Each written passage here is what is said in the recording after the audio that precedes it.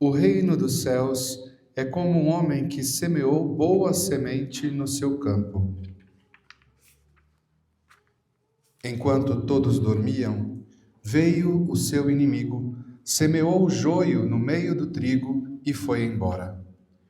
Quando o trigo cresceu e as espigas começaram a se formar, apareceu também o joio. Os empregados foram procurar o dono e lhe disseram: Senhor, não semeastes boa semente no teu campo? De onde veio então o joio? O dono respondeu: Foi algum inimigo que fez isso. Os empregados lhe perguntaram: Queres que vamos arrancar o joio? O dono respondeu: Não. Pode acontecer que, arrancando o joio, arranqueis também o trigo. Deixai crescer um e outro até a colheita. E no tempo da colheita, direi aos que cortaram o trigo: Arrancai primeiro o joio, e amarrai-o em feixes para ser queimado. Recolhei, porém, o trigo no meu celeiro. Jesus contou-lhes outra parábola. O reino dos céus é como uma semente de mostarda que um homem pega e semeia no seu campo. Embora ela seja a menor de todas as sementes, quando cresce, fica maior do que as outras plantas. E torna-se uma árvore, de modo que os pássaros vêm e fazem ninhos em seus ramos. Jesus contou-lhes ainda uma outra parábola. O reino dos céus é como o fermento que uma mulher pega e mistura com 3 porções de farinha, até que tudo fique fermentado. Tudo isso Jesus falava em parábolas às multidões. Nada lhes falava sem usar parábolas, para se cumprir o que foi dito pelo profeta: Abrirei a boca para falar em parábolas. Vou proclamar coisas escondidas desde a criação do mundo. Então Jesus deixou as multidões e foi para casa. Seus discípulos aproximaram-se dele e disseram: Explica-nos a parábola do joio. Jesus respondeu: Aquele que semeia boa semente é o Filho do Homem. O campo é o mundo. A boa semente são os que pertencem ao reino. O joio são os que pertencem ao maligno. O inimigo que semeou o joio é o diabo. A colheita é o fim dos tempos. Os ceifeiros são os anjos. Como o joio é recolhido e queimado ao fogo, assim também acontecerá no fim dos tempos. O Filho do Homem enviará os seus anjos, e eles retirarão do seu reino todos os que fazem outros pecar e os que praticam o mal. E depois os lançarão na fornalha de fogo. Aí haverá choro e ranger de dentes. Então os justos brilharão como o sol no reino de seu Pai. Quem tem ouvidos, ouça. Palavra da salvação. Glória a vós, Senhor. Que as palavras do Santo Evangelho perdoem os nossos pecados. Assim seja. Ave Maria, cheia de graça, o Senhor é convosco. Bendita sois vós entre as mulheres. Bendito é o fruto do vosso ventre, Jesus. Santa Maria, Mãe de Deus, rogai por nós, pecadores, agora e na hora de nossa morte. Amém. Queridos irmãos e irmãs, nós estamos já desde a semana passada meditando sobre as parábolas do Senhor. Hoje, de modo particular, ele vem apresentar a nós que o bem cresce ao lado do mal. As coisas crescem juntas. O joio cresce juntamente com o trigo. Às vezes isso nos assusta. Nós queríamos que logo tudo fosse separado, que tudo acontecesse de um modo tranquilo, sereno. Temos tanta dificuldade ainda de abraçar os percalços, os problemas, as situações de contrariedade. E quantas vezes no nosso coração nós ficamos nos perguntando: por que Deus? permite estas coisas? Por que Ele permite certas situações? Eu procuro de fazer tudo bem e mesmo assim, muitas vezes, acontece o mal. Quantas vezes nos vem dentro de nós esses questionamentos? Agora, olhando para a primeira leitura do livro da sabedoria, ela nos ensina que o nosso olhar para Deus não deve ser um olhar de quem quer julgar aquilo que Ele faz ou julgar as suas ações. Por quê? Porque reconhece que não existe além dele alguém, um Deus que possa, como vai dizer aqui, julgar de modo justo. Ou seja, meus irmãos, o convite é perceber que apesar das dificuldades que possam surgir na nossa vida, aquilo que Deus faz sempre é bom. Aquilo que Ele permite é sempre para um bem maior. E às vezes é difícil para nós entendermos isso. Às vezes nos custa. Às vezes passamos por momentos de dores. E quantas são as dores da nossa vida? Quantas são? Agora o Senhor nos conhece, Ele sabe de nós, Ele conhece a nossa fraqueza. E é por isso que Ele vem falar, através da segunda leitura de São Paulo, que Ele trabalha no íntimo de nós. E que Ele compreende pela ação do Espírito Santo até os nossos gemidos inefáveis.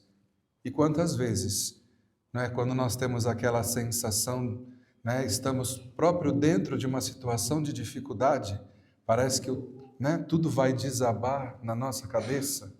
Quantas vezes a gente se vê sem palavras?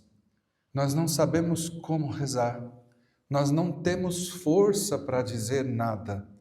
Mas o Espírito Santo, Ele vem em nosso favor. O Espírito Santo, Ele transforma esse gemido, esse silêncio, essa angústia, numa oração profunda e verdadeira. Ele nos coloca na verdade. Porque, meus irmãos, quantas vezes nós rezamos, falamos tantas palavras bonitas, nos colocamos diante de Deus, nos sentimos bem e tudo mais, mas aquilo ainda é algo exterior a nós. E quantas vezes nós nos colocamos diante de Jesus e a gente não sabe nem para que lado partir, porque a dor está tão grande, está nos consumindo de tal forma que a gente só consegue estar ali. E esse estar ali nos dá a possibilidade de experimentar do profundo de Deus, de perceber que Ele está perto de nós, que Ele escuta a nossa oração, que Ele acolhe. É ali que a gente vai descobrindo o que o salmista vai dizer. O Senhor é bom, Ele é clemente, Ele é compassivo, Ele é perdão. Ele não veio para pôr peso sobre nós. Ele não vem simplesmente para julgar. Não é isso. Nós temos ainda uma mentalidade de um julgamento de Deus como um Deus que fica o tempo todo apontando para os nossos pecados, o tempo todo dizendo, olha, isso aqui não está certo, isso aqui não é bom. É claro, Ele é Deus, Ele é a verdade e Ele nos coloca diante da verdade. Mas Ele não é um Deus que acusa, Ele é um Deus paciente, Ele é um Deus que espera. E quando nós vimos no Evangelho sobre o joio e o joio jamais será trigo, o trigo jamais será joio. Mas nós, meus irmãos, aplicando essa parábola a nós sabemos que se nossa vida está caminhando errado, ela pode sim ser mudada. Que se nós estamos caminhando certo, nós podemos sim nos descuidar e perder aquilo que nós estávamos fazendo. Então, quando se trata do coração, o coração, ele pode ser transformado, ele pode ser mudado. E o que faz nós percebermos aquilo que está dentro de nós? São as provas, são as esperas. Ali nós vamos descobrindo o que de fato está dentro do nosso coração.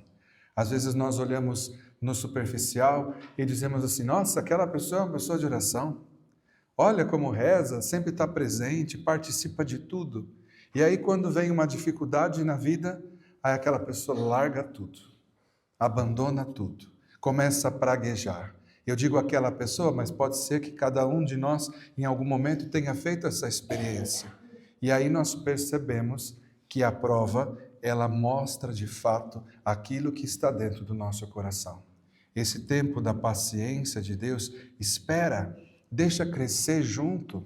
No fundo, esse crescer junto, esse estar do lado das dificuldades, este permitir que as provações aconteçam, no fundo, vai revelando aquilo que são as verdades do nosso coração.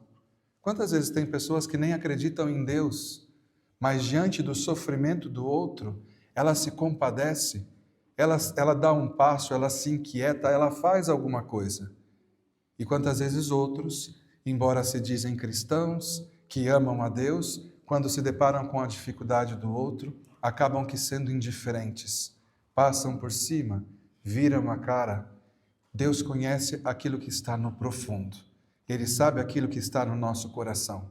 E é por isso que Ele não tem pressa. Ele sabe que aquilo que está verdadeiramente no íntimo de nós vai ser revelado. E aí Ele fala desse final dos tempos, aonde vão ser queimado aquilo que é joio e aonde vai ser guardado o trigo. Não é para que tenhamos medo, mas ao contrário, é para que saibamos nos posicionar e que possamos ter coragem de decidir por onde nós queremos andar, o que nós queremos fazer.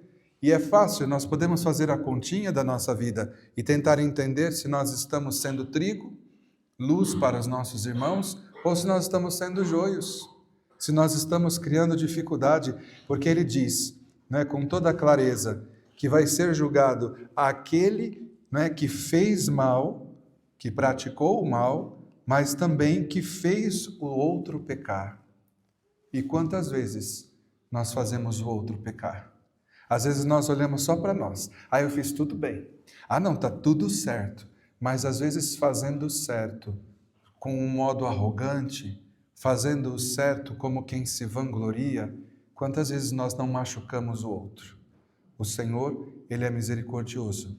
Ele nos faz perceber os nossos pecados e os nossos erros, mas Ele nos conduz sempre com amor.